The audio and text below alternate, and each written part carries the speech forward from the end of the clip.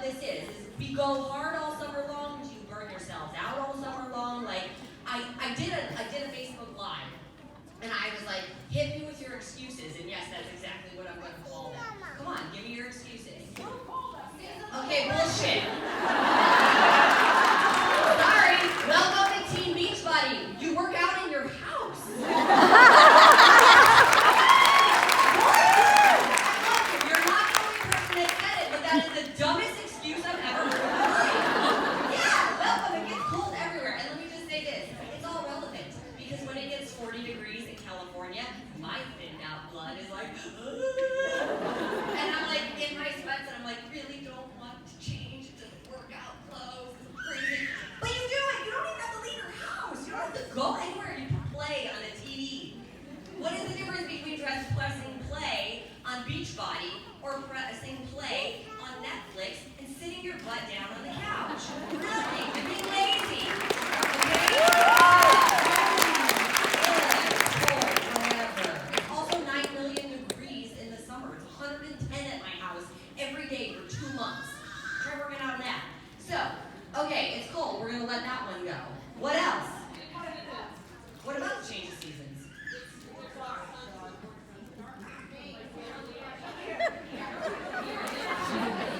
The change of season. The season changed. I can't work out anymore, clearly. It's dark outside. I can't work out, clearly. Do you have a light switch? Turn it on. Flip that bitch on. I'm not.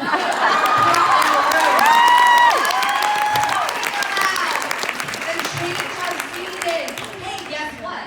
Totally get it. I grew up in Cleveland, Ohio, so I get that the seasons change. I get that it gets colder. I get that it gets darker, and I get that it gets depressing. Because Cleveland is depressing. That's my hometown. It's still depressing as can be. But you guys, who knows who Elvis is? Exercise gives you endorphins. Endorphins makes you happy. Happy people don't kill their husbands, but that's not the point. But you said the change of seasons and it gets more depressing. Guess what? Give yourself an endorphin boost with your workout. What else you got for me? No time! Oh, okay. Want to step into my world? Listen, we are all busy, but we all get the same 24 hours in a day. And I get that everybody's got different reasons why they're super busy, right? Like, some people it could be about, like, they have to work longer hours, they don't have help, maybe with the kids. You're running here, you're running there, you gotta do the dinner thing, everything, I get it. But we all are busy, and we're all busy in our own ways. But if that's your reason for not being healthy, guess what? Guess what you're gonna have to start to make time for? You're gonna have to start making time for being sick. And that's not a cliche, you guys. I know we hear that all the time, like, if you don't make time for your health, then you have to make time for being sick. But it is true. Think about it. Okay, let me knock on wood somewhere. I might get sick one time a year. And that's only if my little carrier monkey son really gets something bad and I gotta have his germs breathing all up on me. But I might get sick one time a year. That is not a coincidence. If you take care of your body, if you eat right, if you exercise, if you get enough sleep, if you practice self-care, then your body's healthy and then you're not going to get sick. If you prioritize things, you're really telling me you don't have 30 minutes in your day to push play on the workout at your house. You don't have to go anywhere. Let me reiterate that. It's at your house. It happens at your house. You don't have to go anywhere. There's no drive time to the gym. There's no drive time home. You're already at home, so if you need to get a shower in, you can. But that whole not having time, guess what? I see way too many people scrolling and tapping and liking. Put your phone down and get a workout in. You're here today, right? How many people you think will have their phone up while I teach? Don't think I won't call you out. But it happens all the time. We have this excuse.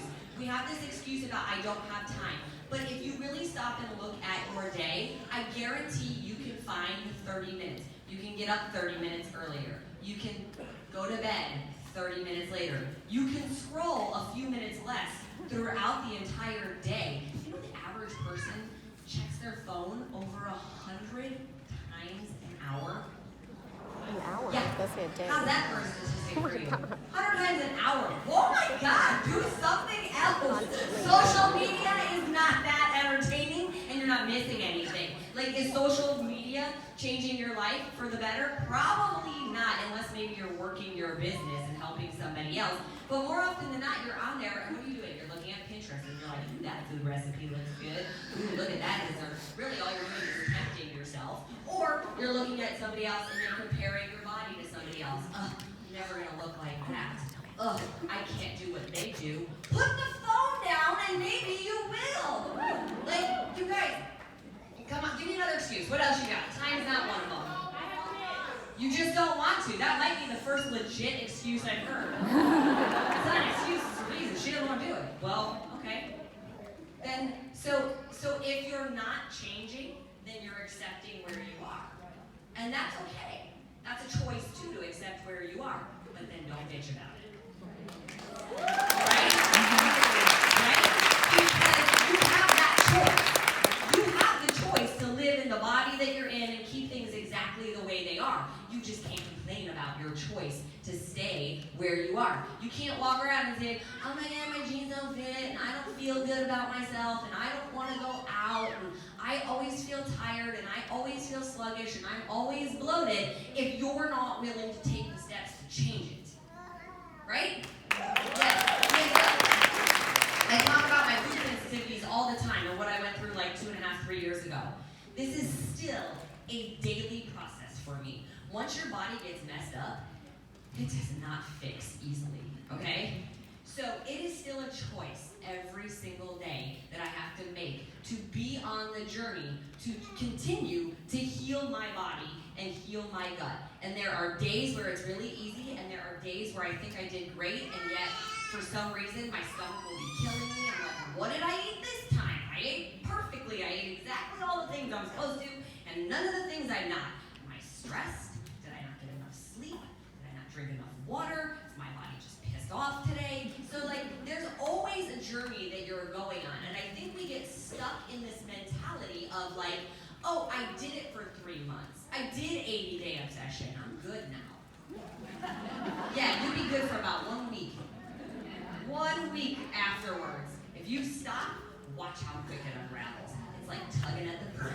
You tug at it and it's like it just unravels. It's not money in the bank. Fitness and nutrition are not money in the bank. And I do think that we are stuck in the mentality that it is. I put the work in this summer. I can relax now. It's fall. Doesn't work that way. You put the work in yesterday. That doesn't mean you slack today. You have to put the work in every single day. And you also have to stop calling it work. You have to just start accepting it as like, this is something I want to do. This is something I choose to do. I want to be healthy.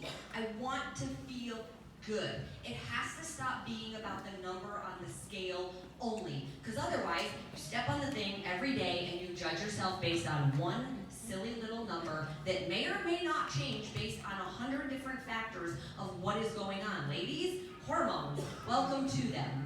Depending on where you're at in your cycle, that might change the number on the scale. Did you get enough sleep? That might change the number on the scale. Did you go out to dinner and eat salty food? That might change the number on the scale. So you can't judge yourself based on the number on the scale. You have to get up with the mentality of like, I work out just like I brush my teeth. I would never not brush my teeth every day. Ew. They're gonna fall out of your face, first of all. They're gonna rot out of your mouth. And nobody's going to want to talk to you because your breath's going to smell. Now, the same thing doesn't exactly happen, obviously, with our fitness. Like, it's a slower process.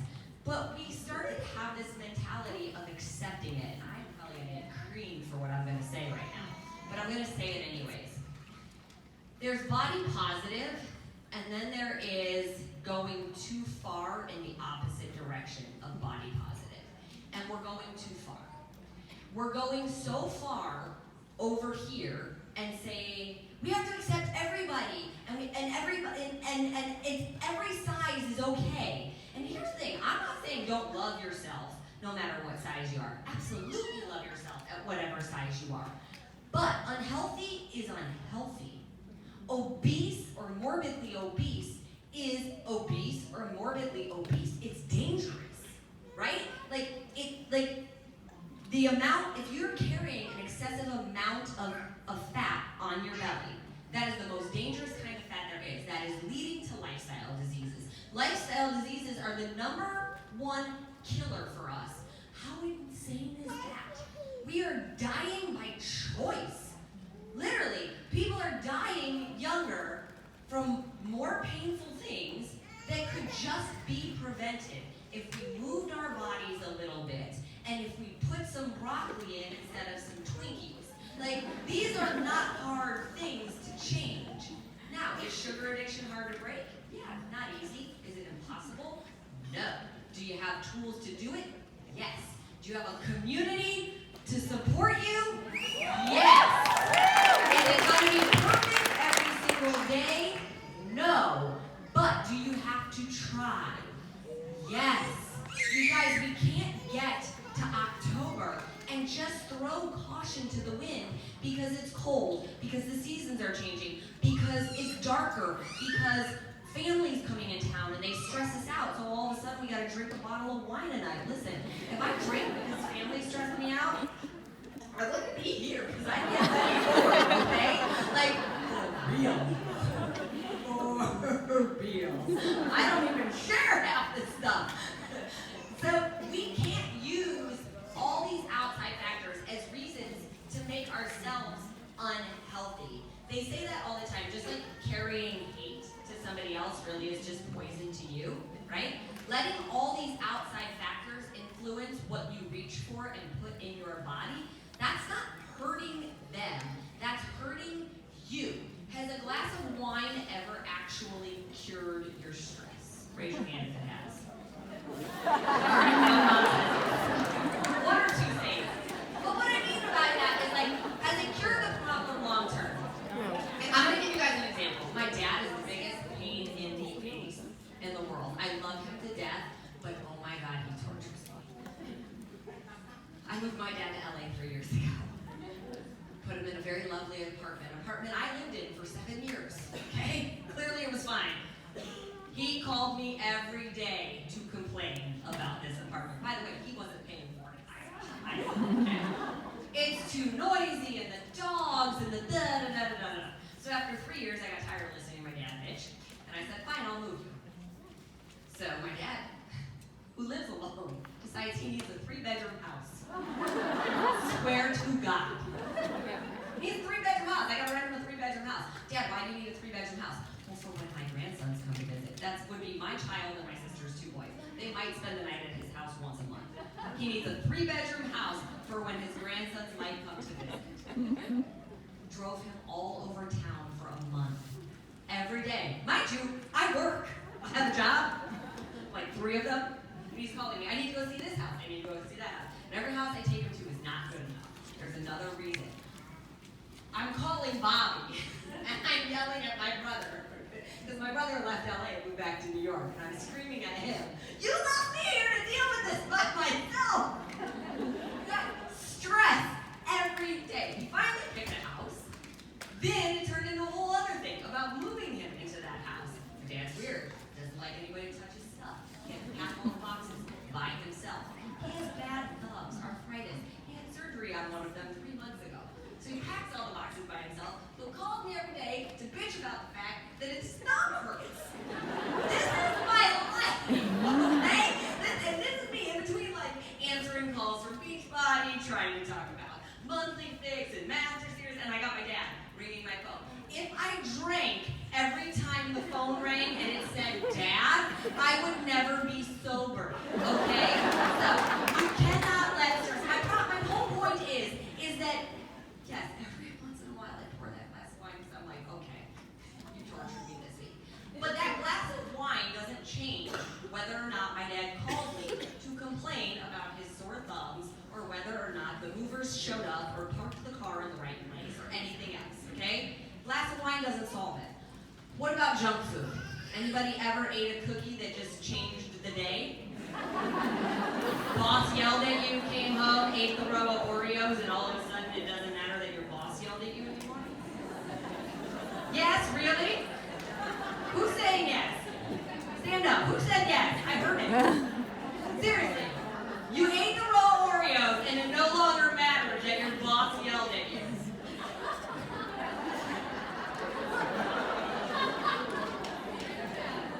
Alright, I got nothing. Point being is, you guys, these things that we lean on for emotional eating, it's a quick fix. All it is a mild serotonin or endorphin rush. You eat the sugar spikes a pattern in your brain, just like if you did a line of cocaine. Yes, it's the exact same thing.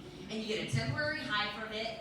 You might feel better for a few minutes, but more than likely you're going to feel worse afterwards. Because you're going to eat it, it's going to taste good for the 5 seconds that you inhale it, and then you're going to spend the rest of the night beating yourself up because I ate so good all day long. Why do I always do that right at the end of the day? Why did I do so well? And then I went for the bag of cookies and I couldn't stop myself. Why are the bag of cookies in the house?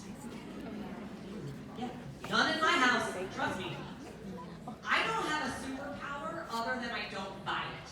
That's my superpower, is I don't go down that aisle in the grocery store because I am the exact same way. I have stressful nights. If it's in my house, I just might end up in there reaching for it. I don't keep 10 bottles of wine at my house. There might be one, maybe, sometimes, because I don't need to go reach for it. I have other methods in place to handle the stress. But here we are. We're in November. We have 2 months left in the year. Even crazier, we have 2 months left in the decade. Right? How crazy is that? Anybody realize that? You have 2 months left in the decade? Yeah, that's a big, like, what?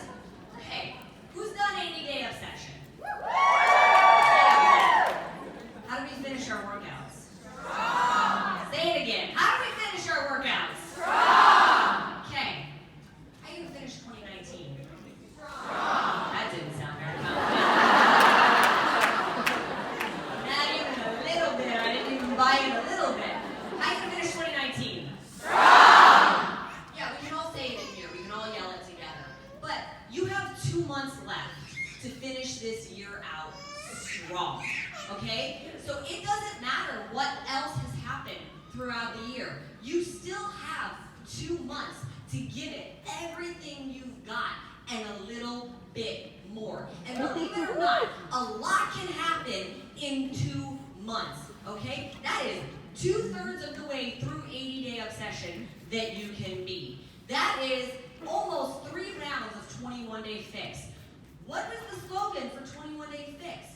15 pounds in 21 days. You can lose up to 15 pounds in 21 days. Right? Now, I'm not saying everybody's going to lose 15 pounds, but can you imagine if right now, starting today, you made the commitment to one of your fitness and your nutrition programs, and you went all in for the next 2 months, and you didn't give me the bullshit excuses, I'm sorry, but I'm always allowed to swear, so now I am too.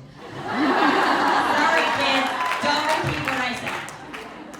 Let go of the excuses. I don't care that it's cold. I don't care that it's dark earlier. I don't care that the seasons are changing. I know that the holidays are coming. Let's count it. How many holidays do we have? Halloween, it's past, so guess what? That candy, get it out of your house. Would you ever go to the store in July with a bucket the size of a Halloween bucket, fill it up with mini candy bars, bring it home, and start eating it for the next 2 months? In July, would you do it? No. So why in October? Because Halloween came and so it's allowed? It's okay? The calories don't count? No! Get rid of the bucket! Donate it! Give it away! Do whatever you have to do. Halloween is 1 day and it's over. Okay? So let that go. What else we got? We got Thanksgiving. Thanksgiving is 1 day. It's 1 day. It's not a week. So you don't eat Thanksgiving dinner for 7 more days after Thanksgiving, okay? You don't need 14 pies at Thanksgiving dinner, okay? You also could make some pretty amazing fixate recipes and actually be eating a lot healthier so that if you did happen to eat it more than 1 time, it wouldn't be the end of the world.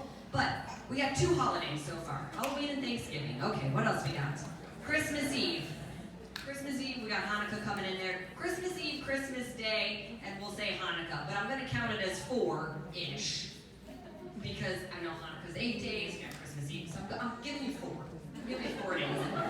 We're at 4. We got 4 holidays total in 2 months, right? What else we got? New Year's Eve, that's 5. New Year's Day, that's 6. You have 6 days in the next 8 weeks that might not be your best days of eating, okay? That's less than 1 treat day a week. If you actually only stick to the holiday and enjoy the holiday on that day only, you're not doing so bad. You're not going to get off track.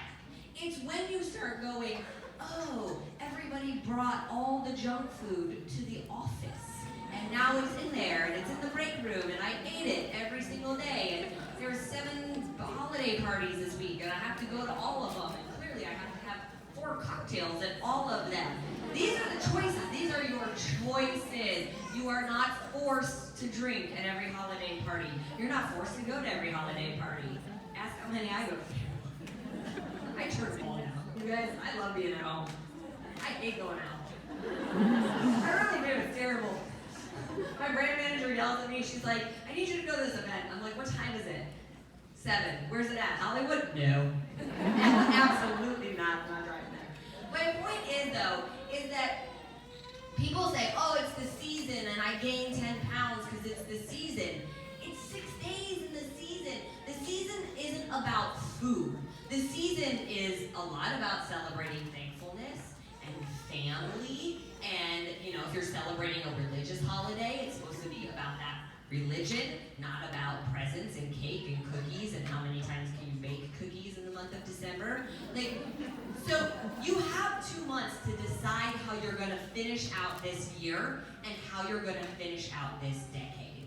Are you going to finish it with the caution to the wind attitude and just let it all go and all that hard work that you just put in over the summer? Or are you going to get laser focused and finish it strong? I hope that you guys are going to finish it strong, because you're sitting in a room that's all about Beachbody. How many people are coaches? Okay, so be the proof the product works. You guys cannot tell people to do all of these things. Get on your nutrition plan and do a workout and stick with me, and then not do it yourself and post photos of you out partying and look at me eating crap. Nobody trusts you. Believe me, nobody trusts you. Let me tell you how I know. I worked in the gym industry for 7 years, okay? I'm not saying you need to be shredded, but I'm saying people pay attention, okay? So your business is about health and nutrition and fitness. I would never hire a trainer that didn't practice what they preached. I'm not saying they had to be super lean or super shredded, but it's real obvious who practices what they preach and who doesn't. I'm never, me personally, never hiring the person that is going to try to tell me to do something that they won't do. The coach I used when I trained for fitness competitions was a bodybuilder competitor. Yes, I'm training with you. You understand my pain. You know what I'm going through. You are leading the way. You went there before me. You know what's going to happen. You can tell me what my body's going to feel like as I start to go through this. And guess what? He was a good coach, and he did. He'd be like, okay, this is what you're doing this week. Just FYI, you're going to feel like crap. All right, I'm ready. I'm mentally prepared. You told me I'm going to feel like crap. I'm ready to feel like crap. But I know, and I'm ready. But guess what? He had my back every step of the way. He checked in on me every day. How you feeling? How's your energy level? And every time I had something that didn't feel right, he had something I could try to make me feel better. You guys have those tools. Ultimate Portion Fix, Master Series. Even though Master Series is ending, there's still 2 months left in Master Series, and if you bought it now, you can backlog every single thing that's been up since April. We're moving over into the monthly fix. The stuff I've put together for you in there, for not just you guys as coaches, but also for your challengers. Like, it's gonna help everybody so much. And you get to earn commission off of it, so that's pretty amazing. But these are the tools that you have to not only help yourself finish strong, but to help your challengers finish strong. Where are your challengers at right now? It's the last 2 months of the year. Are you letting them all fall off? Are you like, it's the holidays, I gotta prepare for the holidays, so I'm just not gonna reach out to that person, they haven't really been around? This is when they need you the most. This is when people get depressed. People, when they don't have family around, when the holidays are coming and they're lonely. This is when they need their support system the most. This is when your group should be going the strongest. You guys should be getting in there, cheering each other on every single day. I got your back. I'm here for you. Happy holidays to you. Let's do, I don't know, everybody loves to do like turkey trots on Thanksgiving, right? Well, maybe all your challengers aren't in the same state. Why don't you do an online quote-unquote turkey trot? It's equal to 3 miles and it usually takes about 30 minutes. Push play on 21-day fix. That's 30 minutes and it'll be equal to your turkey trot. You guys can do it on a Zoom together. And there you go. Get creative. But do not finish this year half-assing it. Because not only will you finish this year, you're going to finish that decade, this decade, with that mentality. We're going into 2020. 2020 is all about vision. What's your vision for next year? What's your vision for yourself? What's your vision for your business? What's your vision for the next decade? Ooh, that's big. That's scary, right? A little bit. That's fun. That's fun. That's fun. Where do you want to be next year? Like, seriously, go home, whether you scrapbook it, whether you vision board it, whether you write it down in a notebook. You don't have to wait until January 1st to set resolutions or set goals. What is it? How do you want to finish this year right now? And what is that vision for next year? What is that vision for your life for the next 10 years? Maybe you're a brand new coach. Where do you want your business to go? You have to have a vision, and then you have to have a plan. And you've got a world of people here to help you, not just in this room, but about 350,000 more in the community that are all ready, willing, and anxious to help you guys. So I want you guys to put that into perspective. I want you to take that mentality as we go into these last 8 weeks. I said on social media, I don't know if you guys have seen it, anybody that starts a group between now and the end of the year, I will do as many coach calls for groups as I can from now until the end of the year. But you have to have a group going. Whatever group, get a group with one of my programs. You could do Ultimate Portion Fix with 6 weeks of work. I will come on and talk to that group for you. It could be 21-day fix, 80-day obsession. It could be yoga, whatever you guys want to do. Get a group going. Put it with Ultimate Portion Fix Nutrition, or use one of my workout programs. I gotta be in there somewhere, so I have something to speak to them about. I don't want to go speak on another trainer's program only, that's not right. But get a group together, message me or message corporate, and let them know you have your group, and when it's starting, I